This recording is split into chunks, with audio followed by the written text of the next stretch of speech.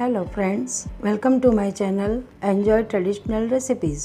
આજે આપણે બનાવીશું ટ્રેડિશનલ ગુજરાતી સ્ટાઇલમાં પૂરણપોળી કે જે વેડમી કે ગળી રોટલી તરીકે પણ ઓળખાય છે। મહારાષ્ટ્ર તેમજ ઘણી જગ્યાએ આ પૂરણપોળી બનાવવા ચણાની દાળનો ઉપયોગ કરવામાં આવે છે, પણ આપણે અહીં ગુજરાતી સ્ટાઇલમાં પૂરણપોળી બનાવી રહ્યા છીએ, તેથી આપણે તુવેરની દાળનો અહીં ઉપયોગ કરીશું। તો ચાલો હવે આપણે રેસિપી શરૂ કરીએ।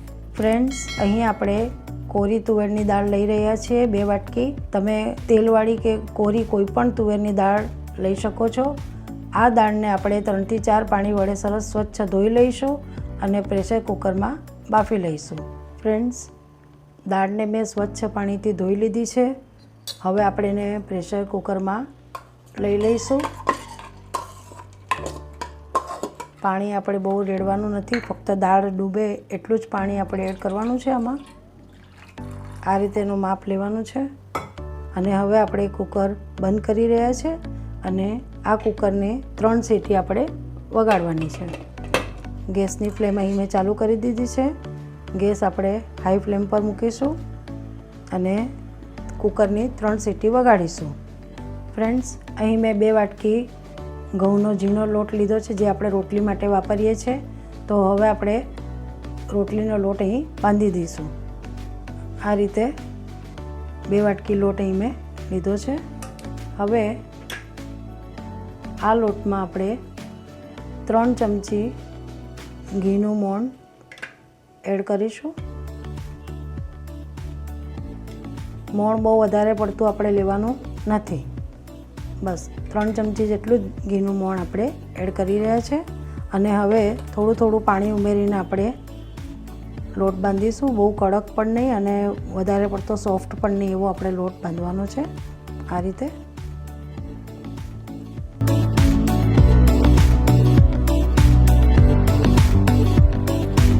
ફ્રેન્ડ્સ, રોટલીનો લોટ બાંધી દીધો છે અને અહીં હું તમારી સાથે એક ટીપ શેર કરી રહી છું કે જ્યારે પણ પૂરણપોળી બનાવો ત્યારે તમારે રોટલીના લોટમાં તેલનું મોણ ન લેતા ઘીનું મોણ લેવું કે જેથી રોટલી ખૂબ જ સોફ્ટ બને। આ ખાસ ધ્યાન રાખજો। આ રીતે આ ટેક્સચરનો લોટ આપણે બાંધવાનો છે, જે બહુ કડક પણ નથી અને બહુ સોફ્ટ પણ નથી અને આ લોટને આપણે 15 મિનિટનો રેસ્ટ આપીશું। ફ્રેન્ડ્સ, આપણું કુકર ઠંડુ પડી ગયું છે, તો ચાલો હવે આપણે એને દાળને ચેક કરી લઈએ। આપણી દાળ સરસ રીતે બફાઈ ગઈ છે, આ રીતે આપણે ચેક કરી લેવાની છે। દાળ છૂટી અને સરસ બફાઈ ગઈ છે, તો હવે આપણે આગળની પ્રોસેસ શરૂ કરીશું અને આ દાળને આપણે પેનમાં લઈ લઈશું। ફ્રેન્ડ્સ, આ દાળને મેં પેનમાં લઈ લીધી છે। હવે આપણે જે વાટકીના માપથી દાળ લીધી હતી એ જ વાટકીના માપથી આપણે સાકર માપીને લઈશું। આપણે 2 વાટકી દાળ લીધી હતી, તો આપણે એની સામે 2.5 વાટકી સાકર માપીને આમાં એડ કરવાની છે। આ રીતે આપણે સાકર એડ કરી દઈશું। આ 1 વાટકી, આ 2 વાટકી અને આ 2.5 વાટકી। તમે સાકરનું માપ વધતું કે ઓછું તમારા સ્વાદ મુજબ લઈ શકો છો। હવે હું અહીં સૌપ્રથમ દાળ અને સાકરને વ્યવસ્થિત મિક્સ કરી લઈશ આ રીતે।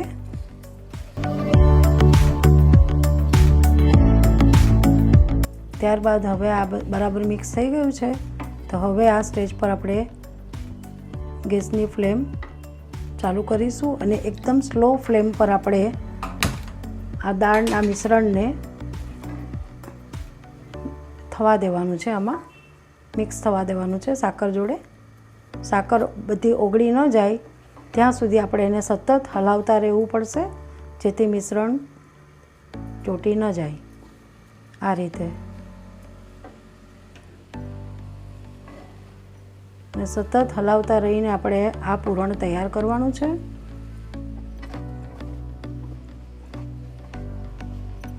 સાકરનું બધું પાણી છૂટી જશે અને મિશ્રણ એકદમ ડ્રાય થઈ જશે, ત્યાં સુધી આપણે એને સતત હલાવતા રહેવાનું છે।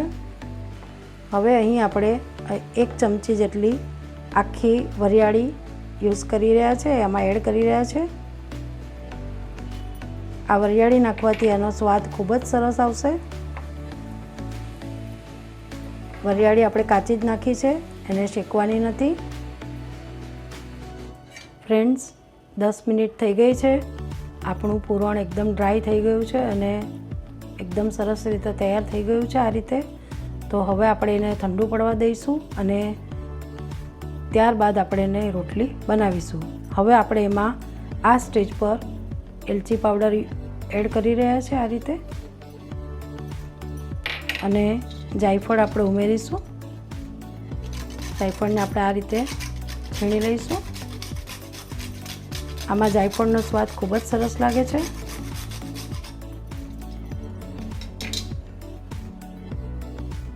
હવે આપણે આ મિશ્રણને ઠંડુ થવા દઈશું અને ત્યારબાદ આપણે રોટલી બનાવીશું.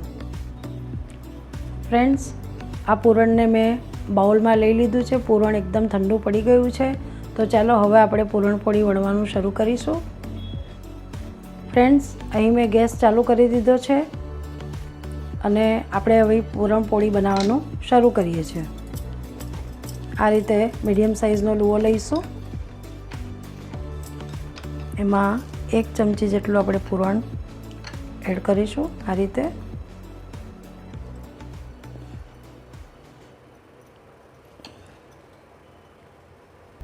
અને રોટલીને આ રીતે બંધ કરીશું, પેક કરી દઈશું.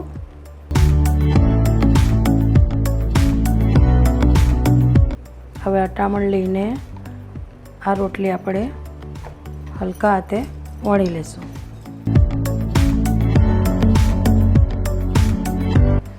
આપણી રોટલી વણાઈ ગઈ છે. હવે આપણે એને શેકી લઈશું.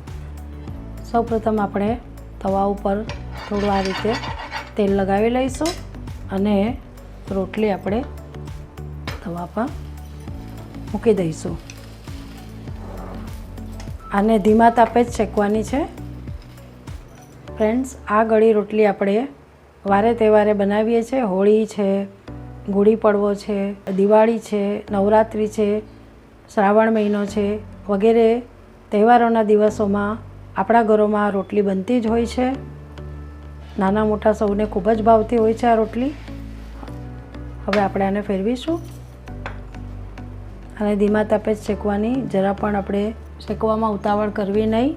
બંને બાજુ તેલ લગાવીને આને શેકવાની રહેશે. હવે આપણે ઉપરની સાઈડ આ રીતે તેલ લગાવી લઈશું અને એને ફેરવી લઈશું.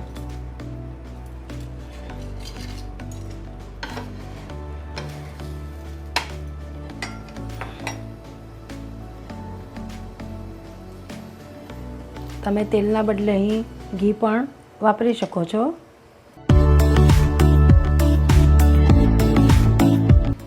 આપણે આ રોટલી ઘઉંનો લોટનો ઉપયોગ કરીને બનાવી છે, જેથી ખૂબ જ પૌષ્ટિક બને છે. આમાં આપણે મેંદાનો જરા પણ ઉપયોગ નથી કર્યો.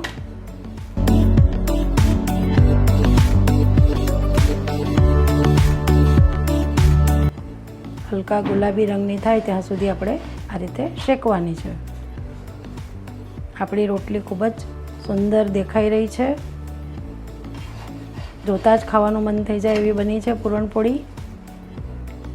આપણી રોટલી તૈયાર થઈ ગઈ છે. ખૂબ જ સુંદર દેખાઈ રહી છે આપણી વેડમી. તો ચાલો હવે આપણે એને પ્લેટમાં લઈ લઈશું. ફ્રેન્ડ્સ, આપણી પૂરણપોળી બનીને તૈયાર છે અને હવે આપણે એને સર્વિંગ પ્લેટમાં લઈ લઈએ છીએ અને એના ઉપર આપણે ઘી લગાવી દઈશું આ રીતે. આ મેં અહીં ઘરનું ઘી લીધું છે. એને આ રીતે ઘી લગાવીને જ ખાવાની ઉપયોગમાં લઈ શકાય છે. બધી રોટલી પર આપણે ઘી લગાવી દઈએ છીએ આ રીતે.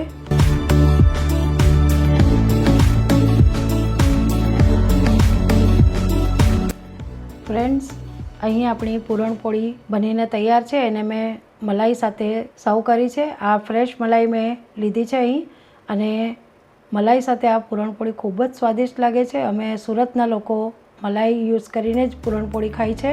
મલાઈમાં બોળીને ખાય છે અથવા તો મલાઈ પૂરણપોળી પર લગાવીને ખાય છે. તો એનાથી એનો સ્વાદ એકદમ જ વધી જાય છે, અનેરો સ્વાદ આવે છે. તો તમે પણ ચોક્કસ ટ્રાય કરજો મારી આ રેસીપી. ફ્રેન્ડ્સ, આપણે જે માપ લીધું હતું તે મુજબ આટલું પૂરણ વધ્યું છે. મેં લગભગ 6 નંગ પૂરણપોળી બનાવી છે.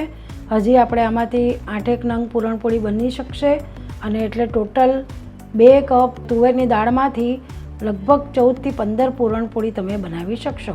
ફ્રેન્ડ્સ, મારી આ રેસીપી તમને કેવી લાગી તે કોમેન્ટ કરીને ચોક્કસ જણાવજો ને મારા વિડીયોને લાઈક તેમજ શેર કરજો ને ચેનલ પર નવા હો તો ચેનલને સબસ્ક્રાઈબ કરવાનું ભૂલશો નહીં.